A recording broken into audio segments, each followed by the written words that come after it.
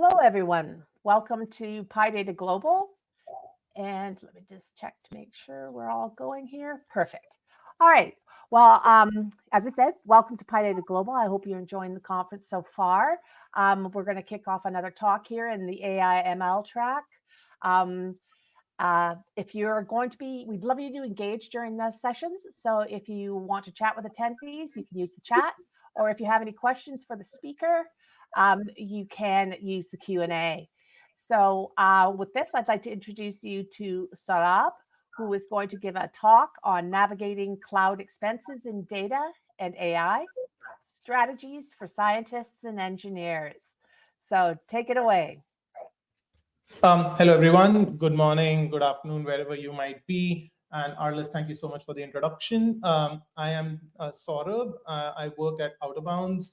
And today I'm going to be talking about navigating cloud expenses in data and AI, and what are the strategies you can use to optimize for cloud expenses, whether you're dealing with data problems or you're dealing with AI ML problems. So let's get started. Today, as I mentioned, our agenda for the day is I'm going to introduce an open source platform called Metaflow and the equivalent managed version of it, which is the Out of Bounds platform. We'll dive into the cost and value dilemma and touch upon cost issues that you run into either on cloud infrastructure or on the software side of the world, and then what are the steps that you can take to optimize those cloud costs on either side of the aisle. Finally, there'll be some takeaways, and I'll leave some time for Q&A as well. So let's get started. So what is Metaflow? Metaflow is basically a human-friendly Python library that was developed at Netflix in 2017 and open sourced about 2022, which allows you to develop, deploy, and operate data science and AI ML applications. Now, if you look at sort of the graphic that I have up here, in the data AI or ML space, there are basically two personas. There is the data scientist who really just cares about modeling and writing creating their models using whatever libraries they really want to. And then there is, on the other side of the aisle, is the computer administrator who really cares about your data infrastructure and compute infrastructure. But some of the common layers that both of these entities sort of deal with are orchestration, where you want a mechanism by which once you've developed your models or the code that is going to run to train those models, you want a production grade orchestration engine that will allow you to run those models at a cadence, at a schedule. And Metaflow and even Out of Bounds integrates with multiple of these orchestration engines out there, be it AWS Batch or be it Argo and whatnot. Metaflow also has a whole bunch of goodies built in, which allow you to version your artifacts that you're creating as part of execution of your Metaflow flows. And you can deploy your code via, as I mentioned, via robust orchestration tools like Argo workflows, which help answer questions like, hey, why did the workflow fail? Or when is it going to execute next? What resources were used? And so on and so forth. Coming to the Out of Bounds platform, the Out of Bounds platform was built on top of the open source project called Metaflow and is the managed version of it. And it basically provides all the building blocks required by real world ML or AI systems, right from the compute side of the house, where you can bring your cloud provider compute, whether it be from AWS, Azure, GCP, your own on-prem, all the way up till deployments where, hey, do you want to really use AWS Batch, or do you want to use Argo workflows? All of that is inbuilt into the Out of Bounds platform. Metaflow has been widely adopted by many customers in the industry, and these are some of those. But then let's sort of get into the meat of, with all of this baseline, let's sort of get into the meat of the problem. The meat of the problem is cost versus value. We all know that, any ML AI projects that are serious enough are super expensive.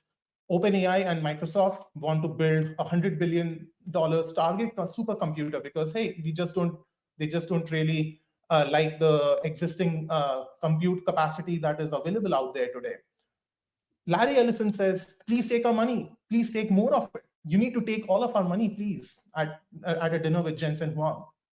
Versus when you map all of this cost to value, what is the value you're getting out of it? Max Levchin, the CEO of a firm, says AI is going to be a great tool. It's a productivity enhancer.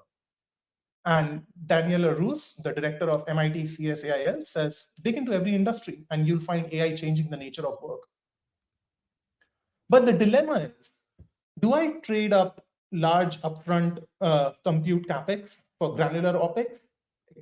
AKA, do I buy a whole bunch of GPUs versus do I rent GPUs by the second? Or because I know that AI or ML can produce a lot of value, the value gets produced not in a vacuum. There is a lot of cost associated with that value that gets produced. If you go and try to rent GPUs by the second, which is the option of opting for granular OpEx, then small costs on infrastructure will often add up uncontrollably. But when you assume that you have opted for the granular OpEx, do you want to set limits? Do you set blanket limits where you say, hey, no one can really use any more than 2 GPUs? Do you set those tight controls? But what about cost transparency? You assume you have set those blanket limits. You also want to know, hey, I ran a particular Metaflow flow, and I want to be able to attribute the costs generated by executing that flow to the particular function, to a particular step that was executed by Metaflow. How do you make sure that you are able to get that cost transparency? The TLDR here is it is very hard to know if cost is commensurate with the value that is produced. Let's sort of with that dilemma, let's sort of try to look at how our costs affected, how cloud GPU costs are affecting the projects that you can run. Let's sort of take a look at the complex landscape of cloud GPUs. In AWS today, there are 40 GPU instance types that span over 10 different microarchitectures. Advertised on-demand pricing of GPUs vary significantly across the different instance types available in AWS. Let's say if you were mapping advertised prices against the teraflops, we see very interesting patterns.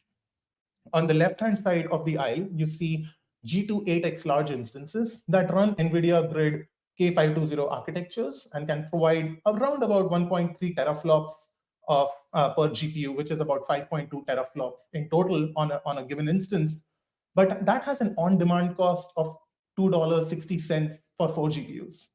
On the right-hand side, though, when you look at a G4DN 8XL, it runs a single NVIDIA T4 Tensor Core GPU with a peak performance of 8.1 teraflops, but has an on-demand cost of $2.17 for a GPU, which means you get 1.5x more performance, but at 20% cheaper the price. On the other hand, if you look at the larger P4D24XL, it runs the NVIDIA A100 Tensor Core GPU, which delivers about 156 teraflops, but has an on-demand cost of $32.77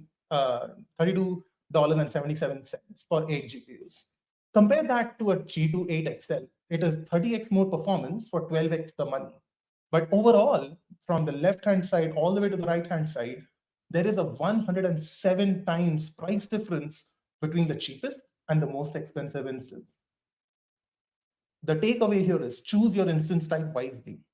When you are starting off with a data or AI or ML project that has requirements for GPUs, it is very important to choose your instance type wisely. And why do I say that? Assume that let's take the example of 2 GPU instances here. I've taken the G5 2XL and I have taken a P3 8XL. The workload that you might run on a G5 2XL might be enough to complete in a reasonable amount of time, and might cause you, and it might even be able to utilize the entire resources available on the G5 2XL, compared to that of a P3 8XL, in which case you might either not be able to utilize the entire resources because of the way your code is written, or because the GPU microarchitecture just does not support the operations that you're trying to run. In which case, you will end up in a situation where a whole bunch of resources get wasted. For the same output, you will end up with a 10x price difference. A G52 XL will cost you about $1.21, whereas a P38 XL will end up costing you about 12x the amount of money, ending up with $12.24 per hour. However, cost is always a function of two entities. There is the infrastructure cost, but there is also the human cost associated with it. Let's take an example of how trading off speed of experimentation versus lowest infra can also change the cloud bills that you eventually see in your I've taken two options here. The first option is basically optimizing for cost, where you will eagerly downscale your GPU clusters so that in between experiments there is no GPU nodes that are just idling away. Assuming that the first experiment took 24 GPU hours and the second experiment took 35 GPU hours, with each of these experiments taking about 130 minutes of human attention, because you're looking at the computer, you want to make sure that the experiment is running correctly, and the second experiment took 160 minutes of human attention. Now let's take option two. In option two, we are optimizing for speed, which means that I don't really care if there are some idling GPU instances, but I want my, as soon as I submit a workload, the workload should start running as soon as possible. If you look at the option two, if you look at experiment two under the option two category, you see that there was absolutely no time that was spent in attempting to upscale the GPU nodes, and your experiment started running almost immediately, which meant that your minutes of human attention was reduced from 160 minutes to 100 minutes. But what that does is it basically reduces 20% of your human time, but it increases the cost for GPUs about 95%. You went from 59 GPU hours to 115 GPU hours in total. So what is another strategy that you could use in order to make sure that this does not happen? You could probably think about separating your compute pools for rapid experimentation and heavy lifting, but then connect them via an event queue, which is something that the out-of-bounds platform allows you to do. Now, the experimentation platform or the experimentation pool is optimized for spiky or low latency workloads, but the heavy lifting pool is optimized for steady state and or high latency workloads. Now, what do I mean by an experimentation pool? Experimentation pools are basically pools that allow data scientists to get an early read of their experiments quickly and a full read later. If the early read is not promising, then the heavy lifting, example, hyperparameter search can be avoided, leading to massive savings. So let's look at a cost profile improvement between whether you are running a complete set of on-demand instances versus you're running a split out pool of experimentation pool with a heavy lifting pool. For sake of argument, I have also added spot instances into our heavy lifting pools so that you can save some more money. Now, the experimentation pool utilizes about 200 hours worth of GPUs. The on-demand price is here about $3.06, leading to a total value of $612. Now, the remaining piece, which is the 800 hours, is further split between the 80% reserved capacity of G52XL and 20% capacity on spot. Thus, the combined value is about $546. The full on the flip side, if you're running the full on-demand cluster, which was the case in the original experiment that I showed, the cost would be about $3,060. In this case, because you have split your compute pools between an experimentation pool and a heavy lifting pool, the savings are significant, to the tune of 62%. So with having talked about all of this, the ultimate question still remains: do I buy GPUs or do I rent GPUs? Well, if you were talking to me in 2022, I would have said, hey, please go ahead and buy GPUs. But what has happened since 2022? OpenAI launched ChatGPT in November 2022, built on the A100s. The H100s then arrived in the March of 2023. Compared to the A100, the H100 was 3x more powerful, but only 2x the sticker price, which meant you could build a bigger, better model and leapfrog OpenAI to AGI much more quickly. But since the release of H100s, companies and investors have put in almost to the tune of $600 billion in order to get their hands on H100 cluster funds. However, in most of 2023, H100 prices were around about $4.70, but in 2024, those prices have crashed to $2.85 across multiple providers. But why has that been the case? That case is predominantly because there has been a glut of H100s, which has led to sharply falling costs, starting at $8 an hour in 2023 when they started arriving on the market, down to today when they are available for $2 an hour. Why is that? There are cheaper GPU alternatives available. NVIDIA themselves recommends L40s for inference, which have 1/3 of the performance at 1/5 of the cost.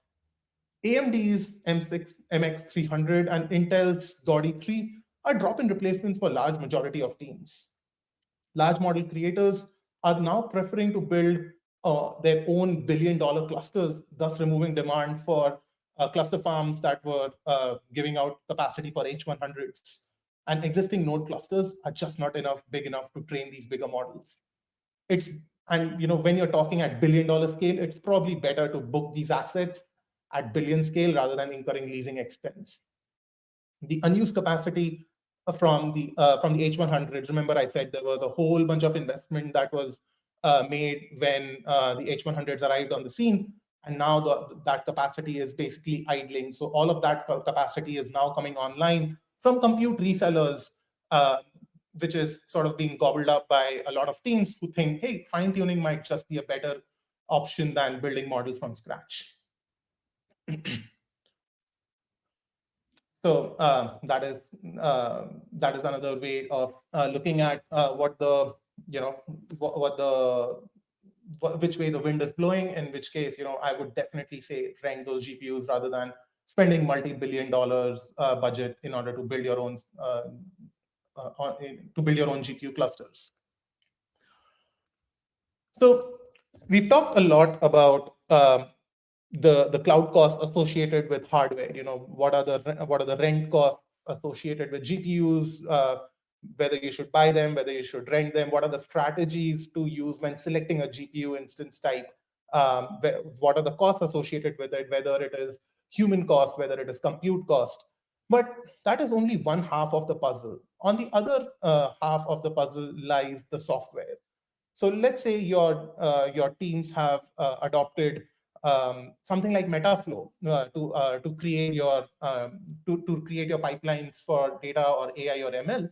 Metaflow comes, even out of bounds, comes with a whole bunch of goodies that help you to analyze how to get to transparent and cost optimized workloads. Let's take a look at 5 steps that you can follow to figure out where you're spending money, what this money that is getting spent, how is that creating value for you, and if there is wastage, how can you optimize these workloads. So the first step that you can look is you can take a look at top line cost. Now the top line cost is not an exact cost, but because every customer has their own deals with cloud providers, but what it does is it sets that baseline for you to understand, where your money is how your money is being spent.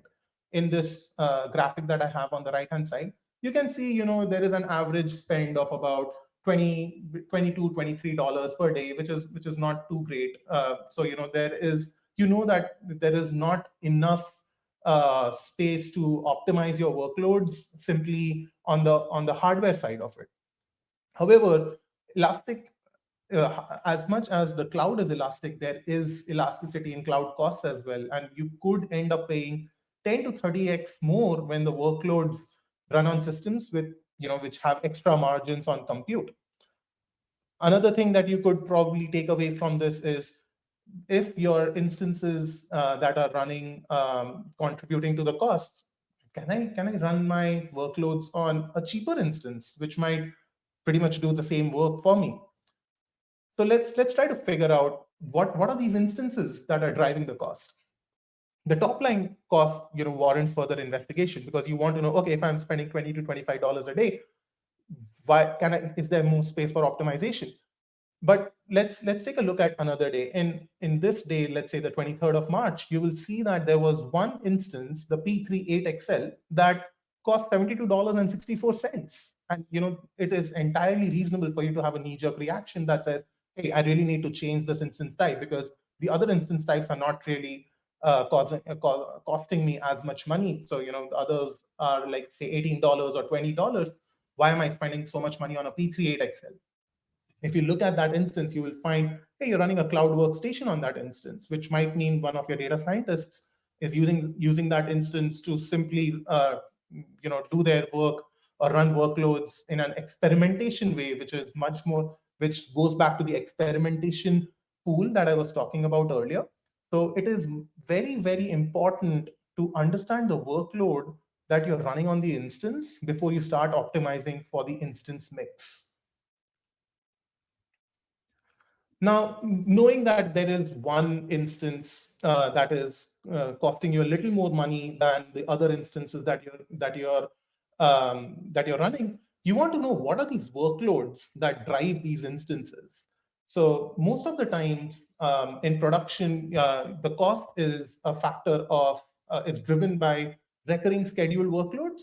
That is kind of the baseline cost, because no one runs stuff in the majority of folks run their stuff in production in a recurring scheduled manner. Interactive workloads where you are sitting down and running commands to execute workloads are a super minority of the overall majority of the workloads. Now, it is entirely possible that on a cloud instance, you have co-located workloads. Multiple workloads are running on the same instance, which can make it hard to understand why are these instances running? Like, what are all the workloads that are probably running on a particular instance? And cost attribution comes down to individual functions, that was sort of that were executed. You might also be surprised to see that a feature transformation step costs more than the training itself, right? So once you know what are the workloads that are running on those instances, you want to know what resources do those workloads use. Now, the one thing that is super critical to understand is you always pay for the amount of resources you request, not the amount of resources you use. But how do you know how much to request? Right sizing of resource requests can lead to amazing reduction in wastage. Let's take a look on the right hand side of on the graphic that I have on the screen. You see that there is on the one side we map the requested CPUs versus the max CPUs, and you see that you requested one CPU, but you ended up using 7 CPUs.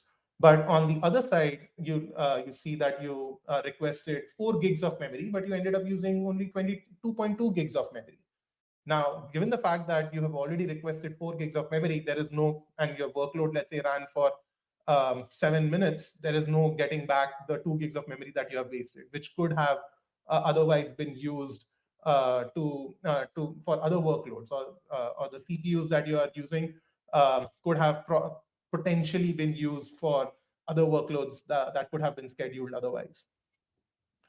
Right sizing your requests can lead to a lot of tighter bin packing of workloads, resulting in a lot of instance savings. It also helps in optimizing instance mix, removing expensive instances if they are not really needed. In the Metaflow universe, there are 2 decorators which allow you to edit the resources that you are requesting. There's the add Kubernetes decorator, and there's the add resources decorator. And once you have seen the resources that the workloads have been using, you can just go ahead and change the numbers in these decorators, and you will be utilizing a whole bunch of lesser resources. Now that we have optimized resources up and down the stack, there is probably one more strategy that you could use to sort of reduce your overall cloud cost, and that is probably moving your workloads across clouds. Now, there are a lot of cloud providers that sort of uh, provide a lot of incentives in terms of credits to move your workloads from, let's say, an AWS to GCP or to Azure and vice versa. But you don't really want to make a whole lot of code changes in order to make that happen. So you can also leverage on-prem compute resources by selecting the cost optimal instance mix for your workloads. Within the out-of-bounds platform or Metaflow, there are mechanics built in which allow you to transparently move your workloads between clouds. So you write once and you can run anywhere. So what are your takeaways from this chat? ML and AI costs are not only about hardware. Yes, hardware constitutes a whole pie in your pie chart of costs, but the human cost is equally high, if not higher. The elastic cloud has elasticity in costs as well.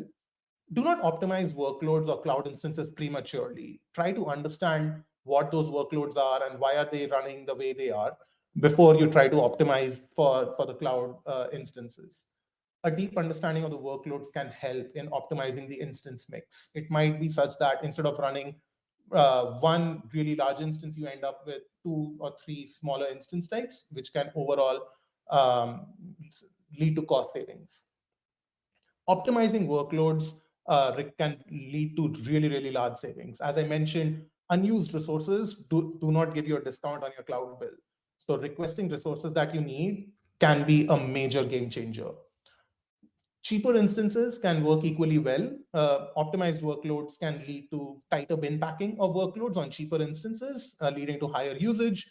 And combination of spot instances with on-demand instances can lead to lower costs.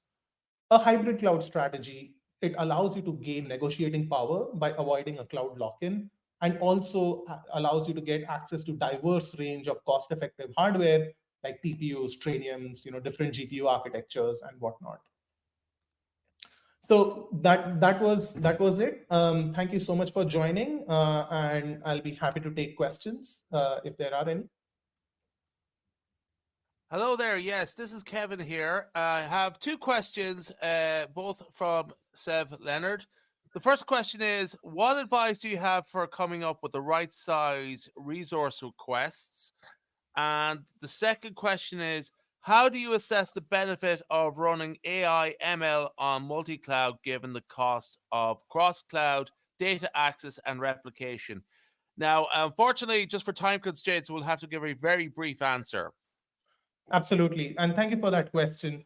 So, so to take your first question first, in order to figure out how many resources you actually need, it is likely possible that you start off with a larger number of resources, and over time, as you sort of attribute the runs of your Metaflow flows, and you get more metrics out of your flows, you can start to see how many of resources are you using versus how many of these resources are kind of free or going unused, and that can inform the fine tuning of those resources on the workloads that you have. In terms of the cloud egress costs, most of the times customers that we have seen do not end up accessing data across clouds. They generally move their data from, let's say, an AWS to GCP, and then they can access the compute that is running in those